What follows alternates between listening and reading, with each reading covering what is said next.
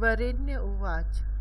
वरेण्य ने कहा, हे भगवान, ज्ञाननिष्ठ और कर्मनिष्ठ आपने दोनों का वर्णन किया, इसमें मुझे संदेह होता है। इस कारण आप दोनों में एक निश्चय कर जो कल्याणदायक हो सो कहिए। श्री गजानन बोले कि हे राजन, इस चराचर जगत में दो प्रकार की स्थिति है, ज्ञान योग से सांख्य शास्त्र जानने वालों की और कर्म योग से कर्म के अधिकारी चित्त शुद्धि रखने वाले योगियों की। कर्मों के आरंभ न करने से यह पुरुष निष्क्रिय हो जाता है। हे राजन, केवल कर्मों ही के त्यागने से सिद्धि नहीं होती। किसी दशा में क्षण मात्र भी कर्म बिना किए कोई नहीं रह सकता। राग द्वेष आदि स्वाभाविक गुण सबको ही अवश्य करके कर्म कराते हैं। तत्व ज्ञान होने से प्रथम कर्म त्यागने से चित्त की क्रिया नहीं हो सकती। जो कर्म करने वाला इंद्रियों को मन में रोककर इंद्रियों के विषयों का स्मरण करता है, उस दुरात्मा को तुच्छ आचार वाला कहा जाता है। और जो मन से इंद्रियों को संयम करके कर्म इंद्रियों से कर्म योग का अनुष्ठान करता है, वही फल की कामना न करने वाला ही श्रेष्ठ है। कर्म न करने से फल की कामना न करके कर्म का करना श्रेष्ठ है, कारण कि सब कर्मों से रहित होने से शरीर यात्रा भी नहीं हो सकती। प्राणी कर्मों का फल में जो समर्पण नहीं करते, इसी कारण वे बंधन में पड़ते हैं। इस कारण से निष्काम कर्म का अनुष्ठान करना उचित है, और जो करो सब ईश्वर अर्पण करो और असंग अर्थात उनमें आसक्ति मत करो। जो कर्म मेरे निमित्त किए जाते हैं वे बंधन के निमित्त नहीं होते। जो वासना पूर्वक कर्म है वे ही बल से प्राणी को बांधते हैं। पूर्व काल में मैंने यज्ञ रूपी नित्य कर्म के ही साथ साथ मनुष्यों को रचकर कहा, हे मनुष्य, तुम वृद्धि को प्राप्त हो, यह क्रिया तुम्हारी इष्ट सिद्धि की देने वाली हो। तुम देवता को अन्न से तृप्त करो, देवता तुमको वर्षा आदि से प्रसन्न करेंगे। इस प्रकार परस्पर वृद्धि करते हुए तुम और देवता सब श्रेष्ठ स्थान को प्राप्त हो। देवता प्रसन्न होकर तुम्हारे मनोवांछित मनोरथों को पूर्ण करेंगे। उन देवतों के दिए बिना पदार्थों से उनका आराधन किए बिना जो भोग भोगता है वह चोर है। जो देवता का आराधन रूप यज्ञ करके अवशिष्ट अन्न भोजन करते हैं वे सब पापों से मुक्त होते हैं, और जो अपने निमित्त भोजन करते हैं वे पापी मानो पाप ही भोजन करते हैं। अन्न से ही प्राणी उत्पन्न होते हैं, और अन्न वर्षा से उत्पन्न होता है, और वर्षा यज्ञ से उत्पन्न होती है, और कर्म से यज्ञ की उत्पत्ति होती है।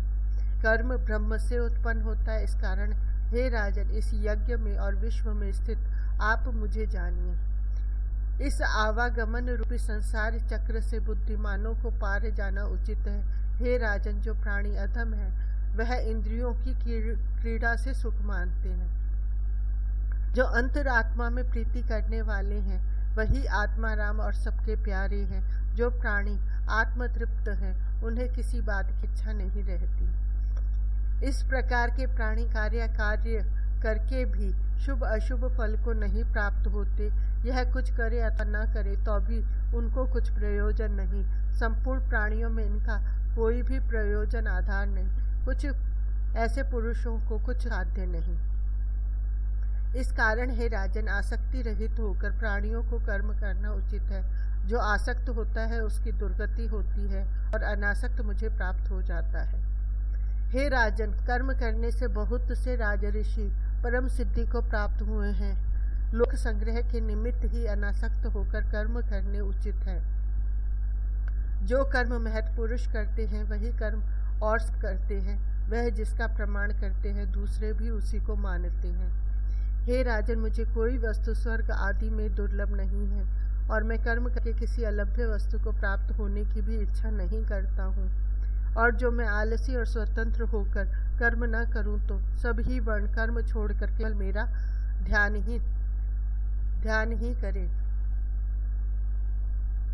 हे महामतिमान राजा, तब मेरे ऐसा करने से सब वर्ण आचार भ्रष्ट हो जाएंगे। इससे इस वर्ण संकर का करने वाला भी मैं ही हूँगा।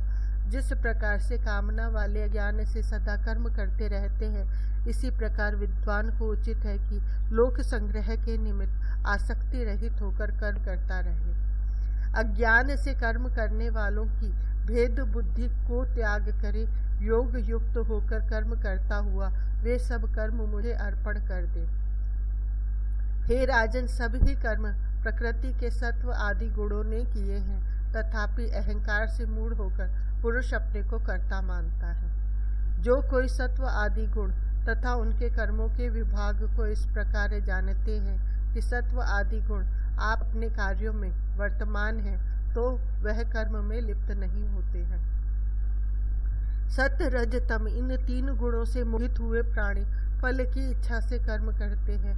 उनका विश्वासी और आत्मद्रोहियों को सर्वज्ञ पुरुष कर्म मार्ग से चलायमान न करे। इस कारण पंडित को उचित है कि मुझ ही में नित्य नैमित्तिक कर्म को अर्पण कर दे, तो वह अहम और ममता बुद्धि को त्यागन करके परम गति को प्राप्त हो जाएगा। ईर्ष्या न करने वाले भक्तिमान मनुष्य मेरे कहे हुए इस शुभ मार्ग को जो अनुष्ठान करते हैं, वे सब कर्मों से मुक्त हो जाते हैं, और जो अज्ञान से चित्त नष्ट होने के कारण इसका अनुष्ठान नहीं करते, उन मूर्ख, नष्ट, अपवित्र और नष्ट बुद्धियों को मेरा शत्रु जानो। जब ज्ञानवान ही अपने स्वभाव के अनुसार चेष्टा करता है, तो अज्ञानी की बात ही क्या है। इस कारण सब जीव जब अपनी अपनी प्रकृति को प्राप्त हैं, तो निग्रह कैसे करें। कर्मेंद्रिय और ज्ञानेंद्रिय के निमित्त काम और क्रोध, यह दो ही स्थित है। इनके वश में न होना चाहिए, कारण कि यही प्राणी के शत्रु रूप है। अपना धर्म यदि निर्गुण हो तो भी अच्छा है, और धर्म गुणयुक्त होने से भी भला नहीं। अपने धर्म में मरना भला है, परंतु परलोक में भय देने हारा दूसरे का धर्म श्रेष्ठ नहीं।